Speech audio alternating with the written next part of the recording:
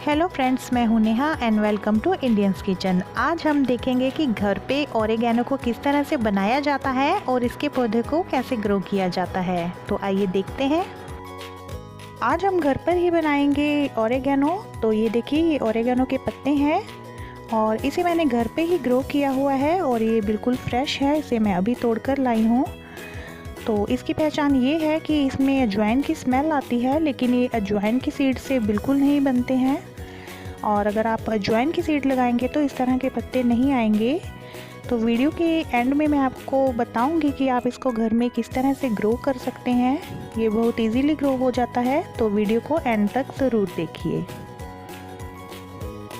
Oregano का use हम बहुत सारी रेसिपीज़ में करते हैं, जैसे पिज़्ज़ा, पास्ता या फिर सॉसेज में भी इसका बहुत यूज़ होता है। और इसे डालने से उसका फ्लेवर जो है वो बहुत ही ज़बरदस्त हो जाता है। तो हम इसे बहुत सारी इटालियंस रेसिपीज़ में यूज़ करते हैं।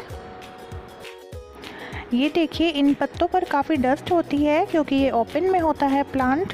तो इन पत्तों को हम 4 से 5 बार धो लेंगे अच्छे से और फिर हम इसको यूज़ करेंगे।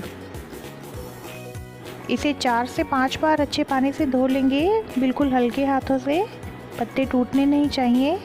तो इसे हम इस तरह से रब करते हुए दोनों तरफ से और फिर पानी में डिप करके धो लेंगे। इससे क्या होगा, इसकी जो मिट्टी है वो आसानी से निकल जाएगी। और अब एक कॉटन का कपड़ा लेंगे और उस पर इस तरह से हम सारे पत्तों को फैला लेंगे। तो आप कॉटन का कोई भी कपड़ा ले सकते हैं, कोई दुपट्टा ले सकते हैं या कोई टॉवल ले सकते हैं। तो यहाँ मैंने सारे पत्तों को इस तरह से फैला दिया है एक एक करके। और अब इन पत्तों के ऊपर हम एक और कपड़ा रख देंगे कॉटन का, ताकि जो इसका पानी है वो अच्छे से सूख जाए। और हल्के हाथों से इसको इस तरह से प्रेस कर लेंगे, इससे सारा पानी इसका सूख जाएगा। तो ये देखिए, जो पत्तों पर पानी था वो अच्छे से सूख चुका है। किसी किसी पत्ते पर अगर आपको लग रहा है कि पानी है तो उसे इस तरह से कॉटन के कपड़े से सुखा लें। अब हम इन ओरिगेनो के पत्तों को 3 तरीके से सुखा सकते हैं। सबसे पहला है कि आप इसी तरह से इसको धूप में सुखा लें। तो धूप में सुखाने में कम से कम आपको 7 से 8 दिन लग जाएंगे और समय ज़्यादा लग जाता है इसमें, क्योंकि ये पत्ते थोड़े मोटे होते हैं।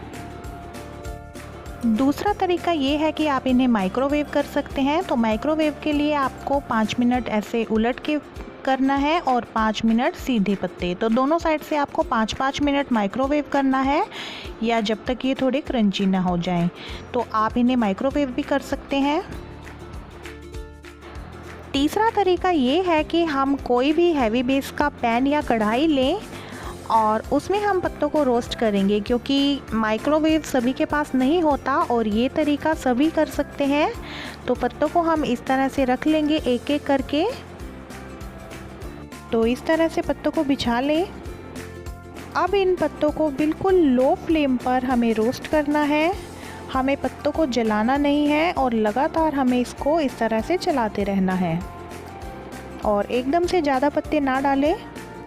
तो ये देखिए, रोस्ट करते करते इसका जो पानी है वो निकल गया है। और अब मैं इसमें बाकी के पत्ते भी डाल देती हूँ।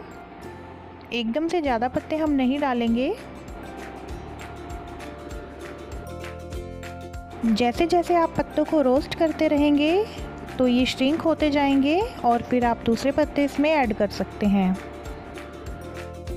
तो ये देखिए, जो हमने पहले पत्ते डाले थे ये काफ़ी श्रिंक हो गए हैं। और अगर आपको लगे कि ये रोस्ट नहीं हो पा रहे हैं तो आप इन पत्तों को खोल लें, क्योंकि ये मुड़ जाते हैं।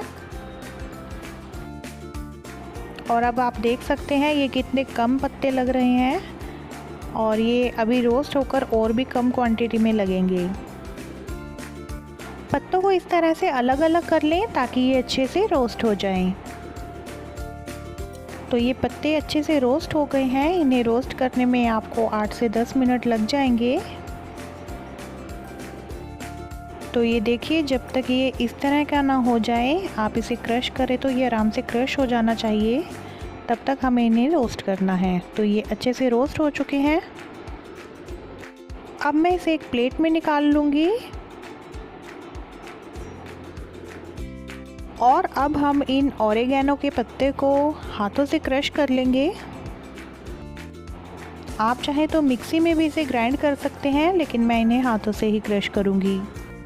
तो ये देखिए ओरेगैनो बनकर तैयार है। मैंने हाथों से ही क्रश किया है, तो ये थोड़ा सा दरदरा ही मुझे अच्छा लगता है। आप चाहें तो मिक्सी में भी ग्राइंड कर सकते हैं। तो इस तरह से आप घर पर ओरेगैनो बना सकते हैं।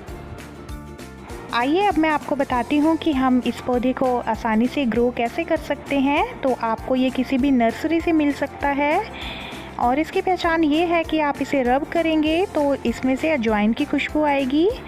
और अगर आपको ये पौधा कहीं दिखे तो आप क्या करें, उसकी जो डंडी होती है उसे तोड़ लें और तोड़ के आप इसे ग्रो कर सकते हैं। मैं आपको ये इसकी एक टहनी तोड़कर दिखाती हूँ कि आपको इसको किस तरह से ग्रो करना है। तो आप इस तरह से तोड़िए इसे। अगर आपको कहीं भी ये पौधा दिखता है तो आप इसे इस तरह से तोड़ सकते हैं और इसके जो थोड़े से पत्ते हैं वो हटा दें। ऊपर के पत्ते रहने दें, सारे पत्ते ना हटाएं और इसे मिट्टी में दबा दें तो ये बहुत इजीली ग्रो हो जाता है। तो ये देखिए मैंने भी इसी तरह से ग्रो किया था। इसे तोड़ लिया और नीचे के जो पत्ते हैं उसे हटा दें और ऊपर के थोड़े से पत्ते रहने दें और इसे मिट्टी में डाल दें। तो मिट्टी में आपको यहाँ तक डालना है जहाँ तक मेरा अंगूठा है और ये बहुत इजीली ग्रो हो जाएगा। इसमें आप किसी दिन पानी ना भी दे पाएँ तो कोई ज़रूरी नहीं है। तो आप इसे बिना जड़ के भी बहुत इजीली घर पे ग्रो कर सकते हैं।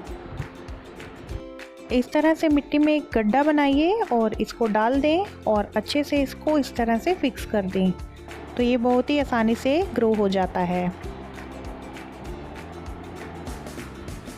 मैंने इसी गमले में एक और पौधा भी लगाया है ओरेगैनो का, वो भी बिल्कुल सेम प्रोसेस से लगाया है। ये देखिए मैं आपको दिखाती हूँ। ये देखिए ये थोड़े दिनों में ही अच्छे से ग्रो होने लगेगा। तो फ्रेंड्स अगर आपको वीडियो अच्छी लगी हो तो please like share and subscribe करना ना भूलें। इस वीडियो में मैंने आपको ओरेगैनो की जितनी जानकारी हो सके दी है। फिर भी अगर आपके मन में कोई क्वेश्चन हो तो आप कमेंट करके पूछ सकते हैं। और अगर आपको वीडियो पसंद आई हो तो इसे लाइक शेयर और सब्सक्राइब करना बिल्कुल ना भूलें। मिलते हैं एक नई वीडियो के साथ, तब तक के लिए बाय बाय एंड